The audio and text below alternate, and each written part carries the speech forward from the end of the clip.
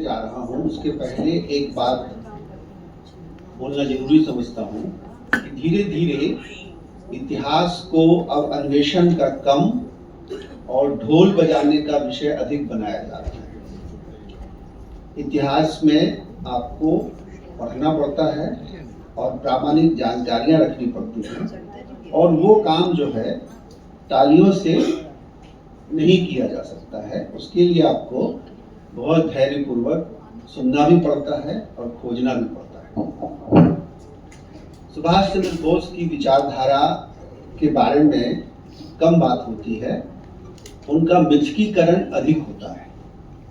हम सुभाष को कितना पहचानते हैं इसकी परीक्षा करने के लिए जब हम उनके तथ्यों की तरफ जाते हैं तो पता चलता है कि जो बातें हम जानते हैं वो इम्प्रेशनिस्टिक है। हम उनके बारे में एक धारणा रखते हैं कि उन्होंने गांधी जी से लोहा लिया था और आज़ाद हिंद फौज में काम किया था और बहुत काम किया था, लेकिन उनका जो ऐतिहासिक व्यक्तित्व है उस व्यक्तित्व के कुछ पहलू ऐसे हैं जिस पर रुक करके हमको सोचना चाहिए।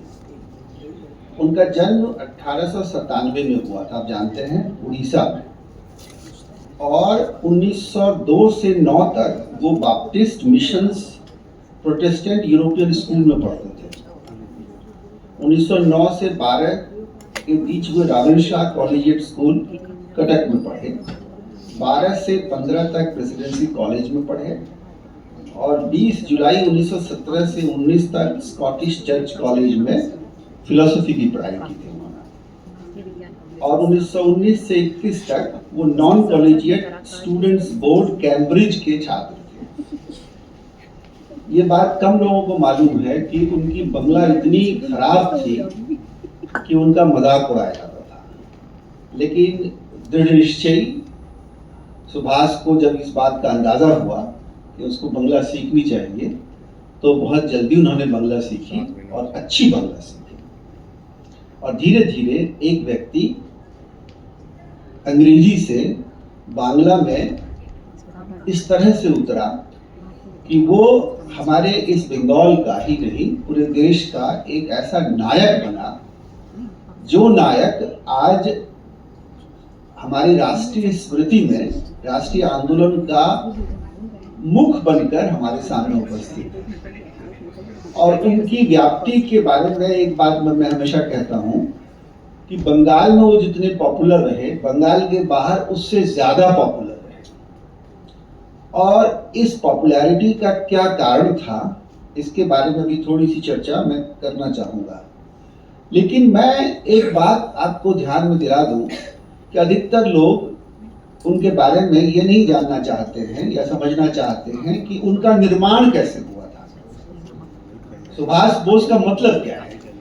सुभाष बोस वो 3 प्रभावों से जोड़ा जा सकता है उनके बनने में। जिस सुभाष को हम जानते हैं, एक पुरानी बंगला फिल्म थी, उस बंगला फिल्म में इस चीज को पकड़ा गया था, लेकिन अभी बायोग्राफी जो मैं पढ़ रहा हूँ बहुत सारी, उसमें मैं देख रहा हूँ कि सुभाष चंद्र बोस को आजाद हिंद का नायक बना करके पेश किया जाता है और उनको मुख्य रूप से इसी रूप में चित्रित किया जाता है कि उन्होंने गांधी जी से टक्कर ली थी। लेकिन सुभाष बोस के बारे में बता दूं कि सुभाष बोस बहुत ही महत्वपूर्ण व्यक्ति किन कारणों से बने, उसमें एक बड़ा योगदान ये है कि उन्होंने 3 बड़े लोगों से कुछ हासिल किया। अब आपको मैं पहले आज जो नाम बोलूंगा वो है अरबिंदो का। सुभाष हिमालय से बहुत प्रभावित थे, हिमालय जाते थे और कई बार भाग करके भी गए हैं, ये कहानी भी आप लोगों को मालूम होनी चाहिए। तो ये हिमालय के प्रति जो उनका आकर्षण हुआ वो आकर्षण अरबिंदो के कारण हुआ है। इसके बारे में हम लोग को ध्यान देना चाहिए। विवेकानंद उनके लिए एक महत्वपूर्ण व्यक्तित्व थे और विवेकानंद से उन्होंने 2 चीजें सीखी। एक समाजवाद अपने नेसेंट फॉर्म में, और दूसरा राष्ट्र प्रेम। ये दोनों चीजें जो है, हालांकि विवेकानंद के बारे में चर्चा करते हुए हम लोग इस बात को भूल जाते हैं कि वो राष्ट्रवादी चेतना के आधार को निर्मित करने वाले युग पुरुष थे और समाजवाद की आहट उनके विचारों में और उनके कार्यों में दिखलाई पड़ती है। तो ये दो चीजें वहां से उन्होंने ली। और तीसरा उनके ऊपर प्रभाव जो पड़ा, वो प्रभाव पड़ा हमारे चित्तरंजन दास का। चित्तरंजन दास उनके गुरु थे, गांधी जी उनके गुरु नहीं थे। और चित्तरंजन दास से उन्होंने जो सीखा वो ये सीखा कि जिसको जो मिलना चाहिए वो उसको मिलना चाहिए, भले ही उसके लिए हमको थोड़ी सी कुर्बानी देनी पड़े। तो जिन कारणों से आज चित्तरंजन दास को याद किया जाता है उसमें एक है बंगाल पैक्ट। आप जानते हैं कि उसमें मुसलमानों के लिए उन्होंने अतिरिक्त रिजर्वेशन की बात की थी और उसके कारण बहुत सारे लोग उससे बहुत नाराज हो गए थे। लेकिन आज जब हम पीछे मुड़कर देखते हैं तो ऐसा प्रतीत होता है कि चित्तरंजन दास ने ये जो काम किया था उससे उसका उद्देश्य क्या था। तो मुसलमानों के साथ, माइनॉरिटीज के साथ, स्त्रियों के साथ सुभाष बोस का जो बर्ताव था और जो दृष्टि थी वो बहुत ही समावेशी थी। और इस कारण से आप देखिएगा कि उनके यहाँ कोई ये विवाद ही नहीं है कि भाषा क्या होगी, मुसलमान का क्या होगा, हिंदू मुसलमान के रिलेशन पे क्या बात होगी, वो नहीं है। और इसीलिए हम लोग आज़ाद हिंद फौज के बारे में जब बात करते हैं तो आप देखिएगा कि वहाँ पर जो बाउंड्रीज हैं वो टूट जाती है और राष्ट्रीयता प्रतिबिंबित होती है। और इसीलिए उनका दिल्ली चलो का नारा जो है पूरे देश का नारा हो जाता है। मैं गया था मद्रास, वहाँ एक मंडप है, उस मंडप में उन लोगों ने तस्वीरें लगा के रखी हैं कि जहाँ इन लोगों ने काम किया है देश के लिए, उसमें अधिकांश वे लोग हैं जिन्होंने आज़ाद हिंद फौज में काम किया था किसी न किसी रूप में, या सुभाष चंद्र बोस के लिए काम किया था। और सुभाष चंद्र बोस की कहानी का एक जो जाना हुआ पहलू है वो आप सब लोग जानते हैं, वो ये है कि वो लेफ्ट विंग के कांग्रेस के भीतर के आदमी थे और उन्होंने जो राइट विंग था जिसके कारण कि कांग्रेस को लेकर के एक विवाद हो गया था कि कौन कांग्रेस का नेतृत्व करेगा, ये एक मुद्दा बन गया था और बाद में उनको कांग्रेस को छोड़ना पड़ा। ये सब लोग जानते हैं, मैं उस विस्तार में नहीं जाऊंगा। जिस तरफ मैं जाऊंगा वो एक ऐसा एरिया है जिस एरिया के 5 मिनट सुना। हाँ, नहीं, मैं इसलिए कहना चाहता हूँ कि ये जो कई लोग कहते हैं कि जो वो यहां से चले गए वो क्यों गए थे, इसको लोग नहीं समझना चाहते हैं। इसको समझने के लिए हमको जानना पड़ेगा कि सुभाष चंद्र बोस जो चाह रहे थे वो अंग्रेजों से टक्कर लेना चाहते थे और अंग्रेजों से टक्कर भारतीय नेतृत्व नहीं लेना चाहता था, ये मूल बात है। तो टक्कर लें और कांग्रेस को साथ लाए बिना टक्कर लिया नहीं जा सकता था, इसीलिए कांग्रेस की लड़ाई थी। इसीलिए सुभाष बोस और गांधी जी के बीच का जो टकराव है वो टकराव दो दृष्टिकोण का टकराव है, दो व्यक्तित्वों का टकराव नहीं है। और एक बहुत इंपॉर्टेंट चिट्ठी मैं देख रहा था, उस चिट्ठी में वो कहते हैं कि आपके बिना, सुभाष बोस कहते हैं कि आपके बिना जो है हम लोग नहीं लड़ सकते, तो आप क्यों नहीं हम लोगों को सपोर्ट करते हैं। तो गांधी जी उसका जो उत्तर देते हैं वो दिलचस्प उत्तर है। उसमें वो कहते हैं कि हम दोनों में जो मत का विरोध है वो कुछ इस तरह का है कि हम लोग जो है काम नहीं कर पा रहे हैं।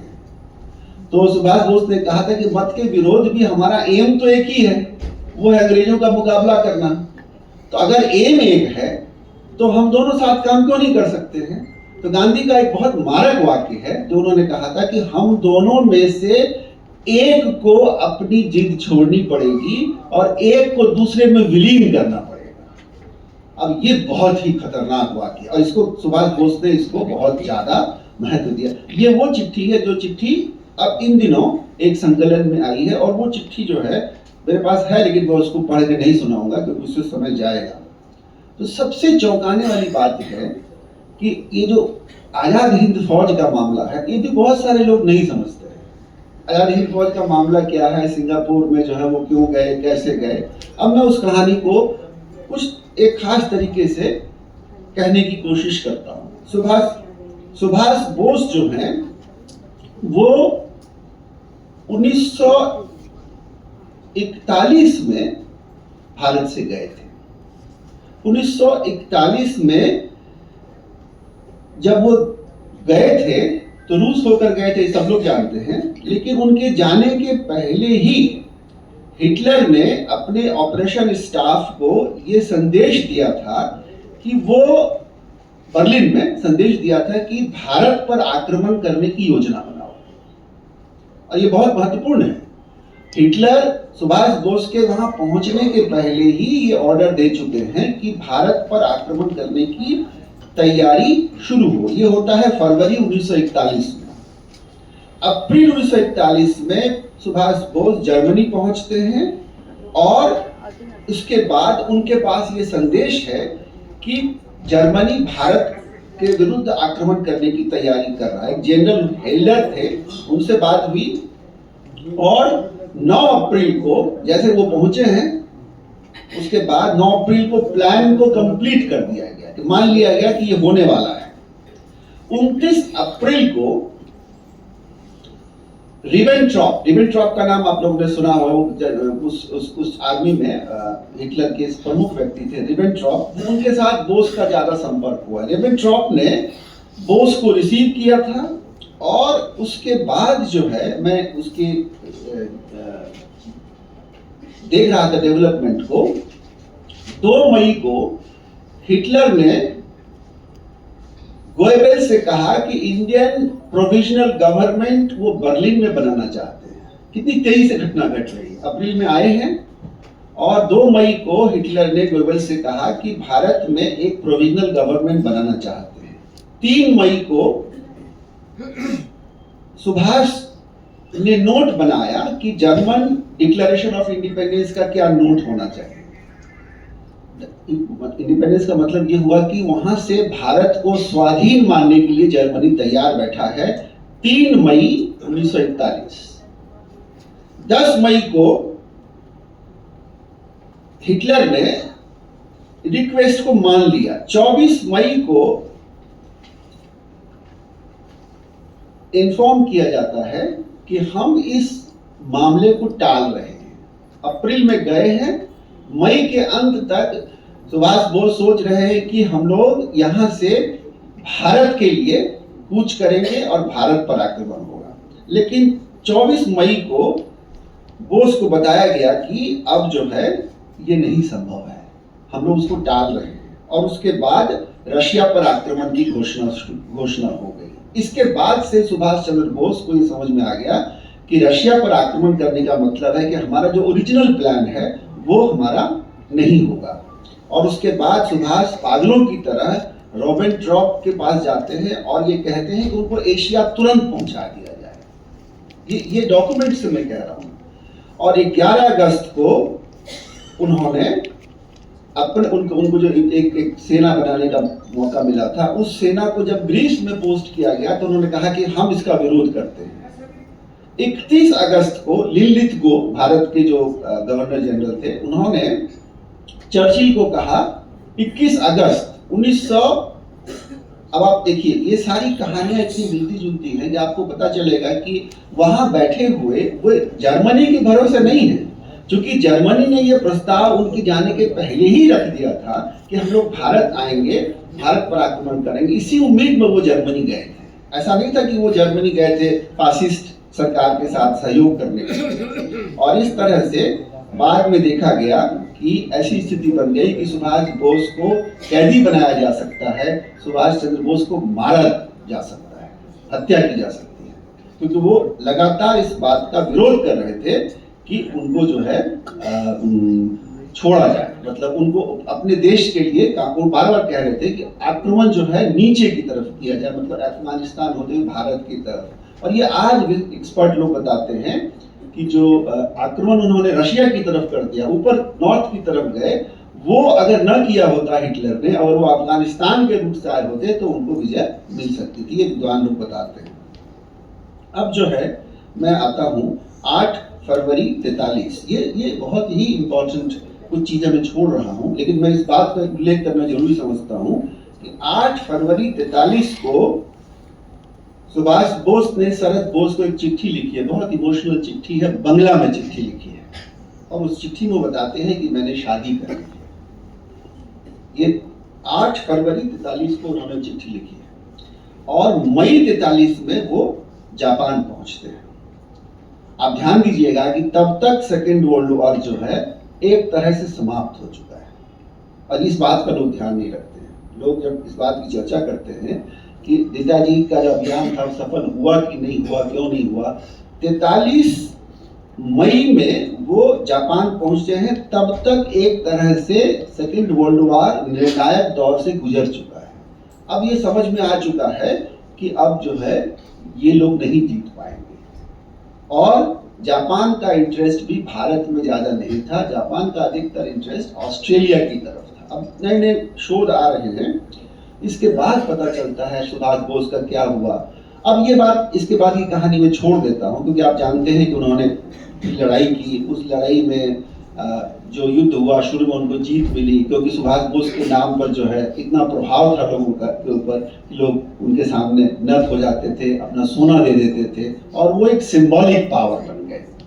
तो इस तरह से सुभाष बोस की महत्ता और उनके प्रति लोगों के मन में जो प्रेम था वो अपने आप में अद्वितीय था, इसमें कोई संदेह नहीं।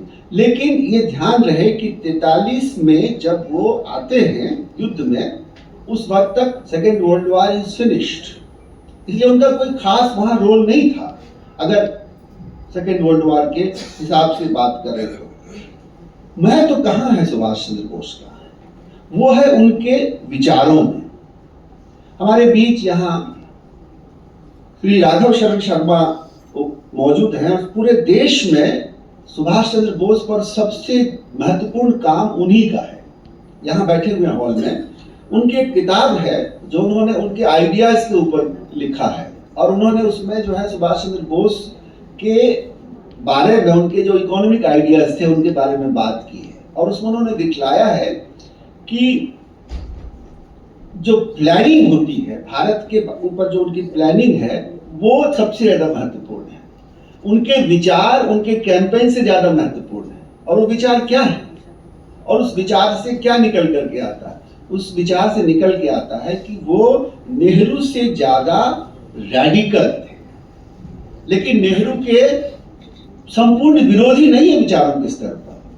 वो रैडिकल नेहरू थे, और नेहरू कॉम्प्रोमाइज करते हैं लेकिन सुभाष कॉम्प्रोमाइज नहीं करते। ये इंपॉर्टेंट बात है। अब देखिए, मैं 3-4 महत्वपूर्ण बिंदु हैं, बस उसकी तरफ आपको इशारा करूंगा। वो उसमें मधु दंडवते की भूमिका है, और उस भूमिका में आधुनिक भारत में 3 चीजों को बहुत महत्वपूर्ण मानते थे।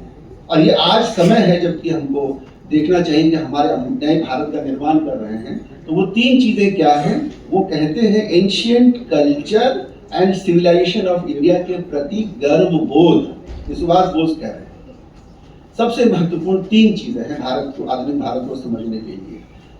प्राचीन संस्कृति और सभ्यता जो भारत की थी उसके प्रति गौरवबोध। दूसरी बात वो कहते हैं कि ब्रिटिश के खिलाफ हमारा स्ट्रगल लगातार चलता रहा है, ये बात इंपॉर्टेंट है। और तीसरी बात कहते हैं कि हमारे ऊपर जो बाहर का इन्फ्लुएंस आया है 1857 के बाद, लिबरल इन्फ्लुएंस, वो उसमें सब कुछ छोड़ने लायक नहीं है। कुछ अच्छी चीजें बाहर से आई हैं, उसको भी हमको स्वीकार करना चाहिए। और भारतीय क्रांतिकारियों के विदेशी संबंधों की भी वो चर्चा करते हैं कि अगर कोई चीज बाहर में हो रही है, भारत के पक्ष में है, तो हमको उसको स्वीकार करना चाहिए। अब अंतिम बात, आजादी के 32 महीने पहले भारत पर उन्होंने चर्चा की है कि नया भारत कैसा होगा, और वो 3 पॉइंट बताते हैं। और ये चीज आप अगर ध्यान में रखेंगे तो आप समझ जाएंगे कि सुभाष चंद्र बोस का जो झगड़ा था वो किस तरह से वैचारिक झगड़ा था। इसका कोई व्यक्तिगत संपर्क जो है किसी से नहीं था। गांधी के साथ कॉरेस्पॉन्डेंस की मैं चर्चा पहले ही कर चुका हूं, अंतिम उसी बात से करूंगा। पहली बात वो कहते हैं इंडस्ट्रियलाइजेशन करना पड़ेगा भारत को। इंडस्ट्रियलाइजेशन, ये पहली बड़ी बात उन्होंने कही है कि भारत के लिए, नए भारत के लिए मात्र 32 महीने पहले वो 45 में भाषण देते हैं। दूसरी समस्या होगी पॉवर्टी एंड अनएम्प्लॉयमेंट, ये दूसरी बात कहते हैं। और तीसरी कहते हैं शिक्षा की। अब हम ये वो सवाल उसमें कहते हैं भाषण में कि इसको हमको प्राइवेट इनिशिएटिव के हाथ छोड़ देना चाहिए कि इसके लिए हमको नेशनल प्लानिंग की जरूरत है। और वो कहते हैं कि हमको नेशनल प्लानिंग की जरूरत है। ये सुभाष बोस 45 में कह रहे हैं। तो आप समझ सकते हैं कि सुभाष बोस जो हैं वो विचार के स्तर पर सोशलिज्म के पक्ष में थे, लेकिन उनका सोशलिज्म नेशनलिज्म से इस तरह से अंतर्गुंफित था कि उस सोशलिज्म से अन्य जो सोशलिस्ट थे उसका एक अलग अंतर बन जाता है। और वो कहते हैं कि हमें अपने नैतिक मूल्यों को बचाना होगा और धर्म के मामले में हमको न्यूट्रल होना पड़ेगा। 45 की बात कर रहे हैं। और उसके बाद वो और भी बहुत सारी बातें थी जो मैं कहना चाहता था, लेकिन जाने दीजिए, अभी 1 मिनट में मैं अपनी बात को समाप्त करता हूँ। कारण ये है कि सुभाष बोस पर विचार करने के लिए मुझे बहुत जरूरी पॉइंट लगा, क्योंकि कई लोग कंफ्यूज हैं। अभी भी आप देखिएगा सरकारी तंत्र का पूरा ध्यान इस बात पे है कि कैसे सुभाष को गांधी से लड़ा दिया जाए, सुभाष को नेहरू से लड़ा दिया जाए, सुभाष को किसी से लड़ा दिया जाए। ये बात वैचारिक स्तर की है, ये बात कोई पर्सनल नहीं है। आप चिट्ठियों को पढ़ करके देख लीजिए। लेकिन सुभाष बोस ऐसे व्यक्ति हैं जो गांधी के साथ लड़ रहे हैं एक विचार के साथ, और उस विचार के कारण वो एक बार, ये विचार की जड़ें पहले हैं। ऐसा नहीं कि 45 में फ्रस्ट्रेटेड होकर सुभाष ऐसा कह रहे हैं। 1940 में 24/10/40 को वो एक पत्र लिखते हैं अपने भाई शरद चंद्र बोस को। वाक्य को ध्यान से सुनिएगा और आप सोचिएगा कि मामला कितना जटिल है और हम लोग कितने असावधान होकर हम सुभाष बोस की चर्चा करते हुए कभी कभी बह जाते हैं और जय हिंद और कदम कदम बढ़ाए जा रहे हैं उसको रिड्यूस कर देते हैं। वाक्य है, one is forced to wonder which is a greater menace. किससे ज्यादा खतरा है? ये आश्चर्य का विषय है। इंडिया के भविष्य के, राजनीतिक भविष्य के लिए किससे ज्यादा खतरा है? ब्रिटिश ब्यूरोक्रेसी से ज्यादा खतरा है या गांधीयन हायरार्की से? वाक्य आपको बहुत चौंका देगा कि वो कहते हैं कि ब्रिटिश ब्यूरोक्रेसी से ज्यादा खतरा है कि गांधीयन हायरार्की से। और वो कहते हैं कि एक वह दिन दूर नहीं जब इस ब्रांड ऑफ गांधीज्म के खिलाफ हमको लड़ना पड़ेगा और इसको अनमास्क करना पड़ेगा, इसका पर्दाफाश करना पड़ेगा।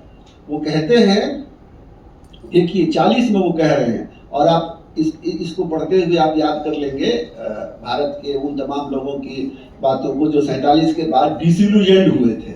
40 में 30/10/40 की चिट्ठी है, उसमें वो लिखते हैं कि कांग्रेस के हाई कमांड से हमको क्यों लड़ाई लड़नी है। वो कहते हैं कि अगर इनके हाथ में सत्ता गई तो ये लोग इतने बदमाश और इतने खतरनाक लोग हैं कि इनके अंडर में अगर स्वराज आया तो देश का कल्याण नहीं होगा। उनको भारत के नवनिर्माण का कोई आइडिया ही नहीं है। गांधीज्म, गांधीवाद जो है, इस तरह का गांधीवाद भारत के लिए एक गड्ढे की तरह है। अगर स्वाधीन भारत ने अपने को इन आदर्शों पर अपने को बनाने की कोशिश की तो ये गड्ढे में जाकर गिरेगा। हम लोगों को इस फाइट कांग्रेस हाई कमांड से लड़ना पड़ेगा और इसके लिए जहां जिससे भी अलायंस करना संभव हो, जिस दल से भी अलायंस करना संभव हो, उससे हमको अलायंस करना पड़ेगा। ये सुभाष जो हैं, ये सुभाष हमारे लिए एक ऐसे सुभाष हैं जो, ये मेरा वाक्य नहीं है, धीरज मुखर्जी का वाक्य है, अर्जुन की निगाह में, जैसे कहा जाता है ना कि सिर्फ चिड़िया या आंख जो भी हो, जब वो कर रहे थे, सिर्फ और सिर्फ चिड़िया दिखाई दे रही है। उसी तरह धीरज मुखर्जी ने कहा है कि सुभाष चंद्र बोस के लिए स्वाधीनता के लिए लड़ना ही, स्वाधीनता ही उनका लक्ष्य है और इसके लिए वो कोई कॉम्प्रोमाइज करने को तैयार नहीं है। और इसी कारण से जब सुभाष चंद्र बोस को लगा कि अब हम वो लड़ाई नहीं जीत सकते हैं, तो उन्होंने जो आखिरी संदेश दिया है, जो हम लोगों के पास उपलब्ध है उनके साथी के द्वारा, कि ये कहना अपने देशवासियों से कि हम लोग लड़े थे आखिरी दम तक, और आखिरी दम तक लड़ने वाले इस व्यक्ति ने पूरे देश में एक ऐसा अपने हृदय में स्थान बना लिया है कि और किसी भी व्यक्ति के प्रति आप ज्यादा क्रिटिकल हो सकते हैं, लेकिन कम से कम 2 ऐसे व्यक्ति हैं जिनके प्रति भारत के किसी भी हिस्से में आपको लोग क्रिटिकली बात करते नहीं मिलेंगे। एक भगत सिंह है और एक नेताजी सुभाष चंद्र बोस हैं, और मैं इन दोनों को प्रणाम करता हूँ और ये मानता हूँ कि आज उसकी जरूरत है और हम लोग सभी लोग उनके आदर्शों को जब ध्यान में रखेंगे हम तो पहले ही तो समझ हमको गए थे। आपसी बंटवारा जो है दिखेगा नहीं, देश दिखेगा और देश का नवनिर्माण दिखेगा। सही बात।